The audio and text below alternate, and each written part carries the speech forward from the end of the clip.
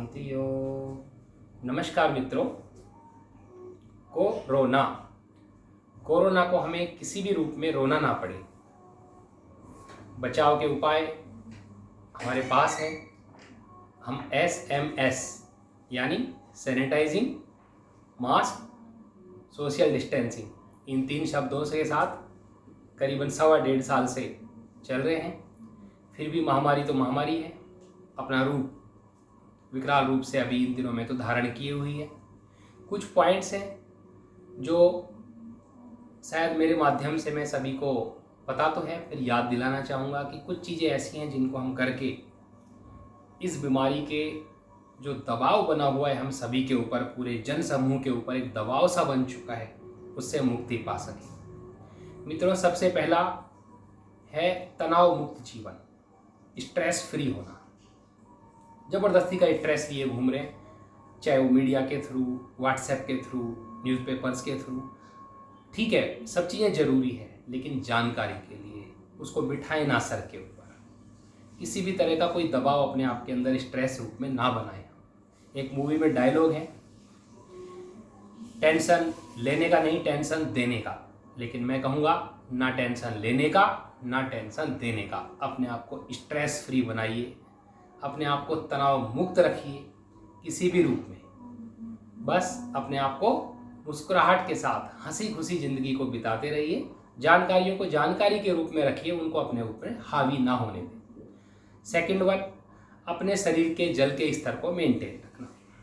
कुछ गतिविधियां हमारे साथ ऐसी हो जाती हैं कि हम इतने व्यस्त हो जाते हैं कि शरीर के अंदर पानी का स्तर कम हो जाता है। विशेष करके जब कोरोना का कोई इस तरह का सिम्टम्स डेवलप होता है, तो आज अभी जो हो रहा है, जो सिनेरियो में, वो चाहे हमें टेस्ट कराने जाना पड़ रहा है या एडमिशन के लिए, ऑक्सीजन के लिए, जो भी भाग दौड़ सी मची हुई है, इंसान अपने आप को उस टाइम डिहाइड्रेटेड कर लेता है। और ये जल का स्तर शरीर के अंदर कम होने से वायरस को और अच्छा मौका मिल जाता है पनपने का।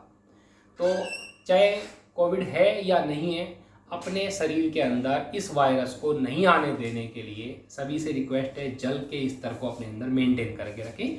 नींबू पानी, सादा पानी, आजकल छाछ आदि लिक्विड्स का सेवन खूब करें, वो हमारे लिए बहुत ज़रूरी है। जल के स्तर को मेंटेन करना इसके अंदर बहुत ज़रूरी है। कोविड हो गया है तो भी बहुत ही ज़रूरी हो गया। 3 लीटर प्रतिदिन पानी हमें किसी ना किसी रूप में पीना ही पीना है।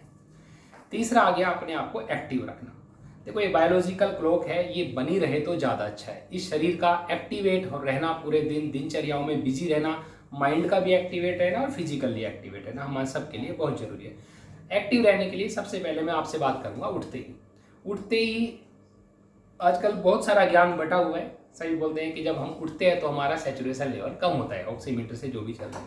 ठीक है, पुराने ज़माने से चला आ रहा है गतिविधियाँ, बस हम भूल गए हैं, वो याद रखना है हमें। जब भी हम उठते हैं तो हमारी पोस्चर इस तरह से हो कि शरीर को जब बिस्तर के ऊपर, मैं करके भी दिखा देता हूँ एक बार, कि जब हम शरीर पे बिस्तरों पे होते हैं तो हमें अपने शरीर को इस तरह से लेके पूरा तान देना चाहिए, और तान के जोरदार अंगड़ाई लेकर नाभि के ऊपर का हिस्सा ऊपर की तरफ खींचे, नाभि से नीचे का नीचे की तरफ खींचे, और एक जोरदार अंगड़ाई लेकर अपने आप को रिलैक्स करें। इस तरह से हम 3 या 4 बार कर सकते हैं। सेकंड, उठने के बाद हमें अच्छी तरह से पानी पीना है, जितना हमारा शरीर सहन कर रहा है उस टाइम। कहने को तो 1 लीटर पानी पीना चाहिए, लेकिन ठीक है, 1 गिलास, 2 गिलास, 3 गिलास, 4 गिलास, जैसी आपका शरीर की कैपेसिटी है पानी पीने की, गुनगुना पानी पीजिए। नींबू डाल के, शहद डाल के, अपने अपने तरीके हैं। नहीं भी कर पा रहे तो सादा पानी जरूर पीजिए। पानी पीने के बाद एक एक्सरसाइज के 3 पॉइंट्स हैं। यदि आप फ्रेश होने में डिले हो रहे हो तो कर लीजिए, नहीं तो फ्रेश होने के बाद ये 3 एक्सरसाइज बॉडी को पूरे दिन एक्टिवेट बना के रखेगी। खड़े होकर पंजों के बल पे आपको खड़ा होना है और इन हाथों को इस तरह से ऊपर तान देना है। ये खड़े होके करना है आपको पंजे के बल पे। ऐसा 20 से 30 सेकंड रुकिए, उसके बाद नॉर्मल आ जाइए। सेकंड वन, ये 3 एक्सरसाइज बता रहा हूँ मैं, पहली मैंने आपको बता दी है। सेकंड वन, इस तरह से अपने हाथों को फिर से स्ट्रेच करके ले जाइए। अब पैरों के बीच में, पंजों के बल पे खड़े नहीं होना है, पैरों के बीच में करीबन 2 फुट का स्पेस है, और अपने शरीर को एक बार राइट साइड में झुकाइए। 20 सेकंड के लिए रुकिए, वापस आइए, और उसके बाद लेफ्ट साइड अपने शरीर को इस तरह से झुकाइए और फिर वापस आइए। इस तरह से खड़े होकर करना है। थर्ड वन, वही पंजों के बीच में 2 से 3 फुट का स्पेस है पैरों के बीच में, और दोनों हाथों को इस तरह से हम तानेंगे। तानने के बाद बिना पैरों के ऊपर जोर दिए सीधा सिर्फ कमर के ऊपर जोर आना चाहिए सांस को भरते हुए, और इस तरह से हमारे पूरे शरीर को हम पीछे की तरफ ले जाते हैं, और अपनी जो निगाह है वो रीढ़ की हड्डी के बिल्कुल पीछे वाले एरिया को देखें। इस तरह से फिर वापस आएंगे, सेम पोजीशन हम दोहराएंगे उल्टी वाली दूसरी वाली साइड से, और 20 से 30 सेकंड का रुकते हैं। ये 3 एक्सरसाइज सभी को अगर हम दिन में कर लेते हैं तो अपना ऑक्सीजन लेवल या बॉडी को आप ये मान लीजिए पूरे दिन अपने आप को एक एक्टिवेट और नींद से भागने का सबसे अच्छा तरीका है। उसके बाद आदि मुद्रा। आदि मुद्रा पुराने समय से ही जानी जाती है कि अपने आप को ऑक्सीजन लेवल स्टिमुलेट करने का सबसे अच्छा तरीका है। करने का ढंग, सीधे हाथों को ऐसे लाइए, अंगूठे को अंदर लाकर और ये उंगलियों को अपनी तरफ घुमा के बैठ जाइए। बस 20 सेकंड, 30 सेकंड, 40 सेकंड, जितना आपके अंदर रोक पा रहे हैं इस चीज़ को करिए। ऐसा दिन में 5-6 बार जब आपको मौका मिले जब। सेकंड, आदि मुद्रा के बाद प्रेशर पॉइंट्स, शरीर के प्रेशर पॉइंट से जब भी समय मिलता है, इतना समय सबको मिलता ही है, हमें प्रेशर पॉइंट्स को दबाते रहिए। दबाने से ब्रेन हमेशा स्टिमुलेट होता रहता है। अनुलोम विलोम बहुत ही अच्छा एक्सरसाइज है। अभी डॉक्टर, बड़े बड़े डॉक्टर्स हैं, नाम तो क्या लूँ, सभी ने अनुलोम विलोम को फेफड़ों के लिए सबसे बेस्ट एक्सरसाइज माना हुआ है। करने का जो भी तरीका चला आ रहा है उसके ऊपर पूरा ध्यान दें, कैसे कैसे सांस को लेना है, कैसे कैसे छोड़ना है। बस एक अच्छी चीज़ बताना चाहूँगा, अनुलोम विलोम में ये जो हमारे शरीर की जो पोस्चर हम इस ऐसे हम बंद करते हैं, उस टाइम ये जो उंगलियां हैं वो हमारे माथे का जो केंद्र बिंदु है वहाँ पर रहें, और इस तरह से हमारी एक्टिविटी चलती रहे, तो आपको और भी अच्छा फील होगा अनुलोम विलोम के अंदर। Then deep breathing. Deep breathing का तो पैटर्न सभी को पता होना चाहिए। ब्रीदिंग यहाँ से नहीं, ब्रीदिंग के टाइम इसकी पोजीशन पे ध्यान दीजिए। जब मैं ब्रीदिंग करता हूँ तो पेट फूल जाता है, और जब मैं ब्रीद आउट करता हूँ तो पेट अंदर पीछे की तरफ रीढ़ की हड्डी की तरफ चला जाता है। बस ध्यान दें, डीप ब्रीदिंग के अंदर जितना ब्रीद इन में समय लेता हूँ उससे करीबन डबल ब्रीद आउट में टाइम लेना चाहिए। भुजंगासन बहुत ही अच्छा आसन। आजकल प्रॉन पोजीशन के बारे में भी डिस्कशन चल रहा है, तो वो भी प्रॉन पोजीशन का ही एक रूप है भुजंगासन। इस तरह से मैं आपको करके भी दिखाता हूँ। भुजंग के अंदर इस तरह से लेटकर और अपने शरीर को ये वाली पोजीशन देना, नाभि के ऊपर के हिस्से को ऊपर उठा के देखना है, और या प्रॉन के अंदर इस तरह से बैठ के अपने पंजों को ऊपर नीचे करते रहना। कहने का मतलब है कि अपने फेफड़ों को एक ऐसी पोजीशन दे देना कि ऑक्सीजन का इनटेक जो है बढ़ जाए। गोमुख आसन आप नेट पे देखिए। गोमुख आसन की जो पोजीशन है वो इस तरह से लाके और इस तरह से हम करते हैं वज्रासन टाइप में बैठ के, तो फेफड़ों में के अंदर ऑक्सीजन का संचारण बढ़ जाता है। भोजन करने के बाद वज्रासन करना ना भूलें। वज्रासन आपके शरीर के अंदर जो फूड का जो ऑक्सीडेशन है, मेटाबॉलिज्म जो फूड का है वो बढ़ाता है और बहुत ही अच्छा होता है ऑक्सीजन के लिए। वज्रासन के अंदर कुछ नहीं करना, सिर्फ ये वाली पोजीशन लेके और दोनों अंगूठे को एक दूसरे के ऊपर लेकर और सिर्फ ऐसे बैठना है। भोजन करने के बाद 3 मिनट 5 मिनट बैठ जाएं तो बहुत अच्छा है सभी के लिए। वज्रासन जरूर करना चाहिए। प्रॉन पोजीशन, सूर्य नमस्कार हम सभी को करना चाहिए। उसी सूर्य नमस्कार के अंदर एक पोजीशन आती है जिसको बोलते हैं प्रॉपर प्रॉन पोजीशन। मैं यहाँ पे करके दिखाता हूँ। उसके अंदर शरीर के जो 8 पार्ट हैं वो जमीन को टच करते हैं, बाकी जमीन को टच नहीं करते। यही बेस्ट प्रॉन होती है और ऑक्सीजन के लेवल को बढ़ाती है। मैं एक बार करके भी आपको दिखा रहा हूँ।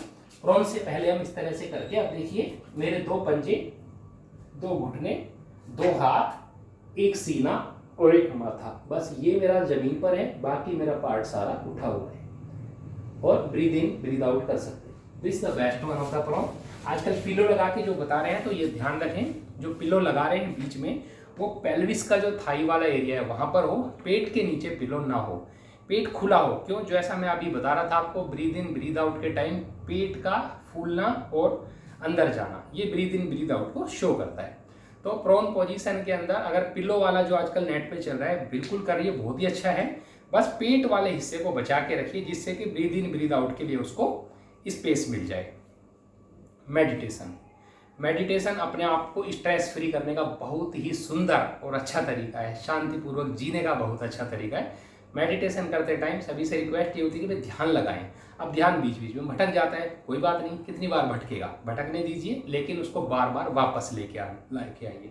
अब मेडिटेशन में आप देखोगे क्या, मेडिटेशन में आंख बंद करके ध्यान लगाऊं कहाँ पे? सबसे अच्छा तरीका है, सबसे सुंदर इस दुनिया में कौन है? मैं खुद, यानी हम स्वयं। अपना चेहरा जो सुबह बिल्कुल फ्रेश होकर हम तैयार होकर जब जाते हैं, जब शीशे के अंदर देखते हैं बाल बाल बाके बिल्कुल सुंदर, उस चेहरे को लाइए अपने सामने मुस्कुराते हुए, और अपना माथे पे जो केंद्र बिंदु है उसको ध्यान दीजिए, और ये सोचिए वहाँ पर एक बहुत ही सुंदर प्रकाश का पुंज चमक रहा है, उसको ध्यान दीजिए, और मुस्कुराते हुए deep breathe in breathe out, breathe in breathe out, यानी सांस लेना छोड़ना उस पर ध्यान दीजिए, और जितना लंबा टाइम आप मेडिटेशन के लिए कर सकते हैं वो करिए। ठीक है, ये हो गया शरीर को एक्टिवेट करने का तरीका, इस तरह से हम अपने आप को एक्टिवेट कर सकते हैं। अब मैं आ जाता हूँ खान पान के ऊपर। ईटिंग की हैबिट्स अच्छी होनी चाहिए। हम ताज़ा और कच्चा, ये ताज़ा और रॉ माने कच्ची सब्जियां जितनी खा सकते हैं वो हमारे लेवल की ऑक्सीजन लेवल के लिए बहुत अच्छा होता है। क्योंकि देखो सीधी सादी बात है, मैं रॉ वेजिटेबल्स और कुकिंग कुछ तो फर्क आएगा ही। ठीक है, कुछ चीज़ें ऐसी जिनको रॉ खा ही नहीं सकते हम, लेकिन कुकिंग करते हैं तो उनको इतना कुक ना करें कि उनका सब कुछ ही डिस्ट्रॉय हो जाए।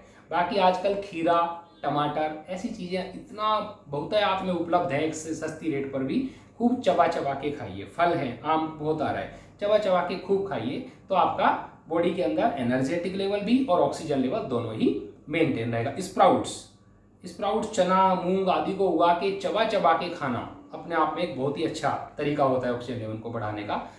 पुराने समय में हमारे यहाँ पे प्रथा थी कि भोजन के बाद लौंग और इलायची को खाने का प्रचलन था, भूल गए आप लोग, जरूर खाना चाहिए।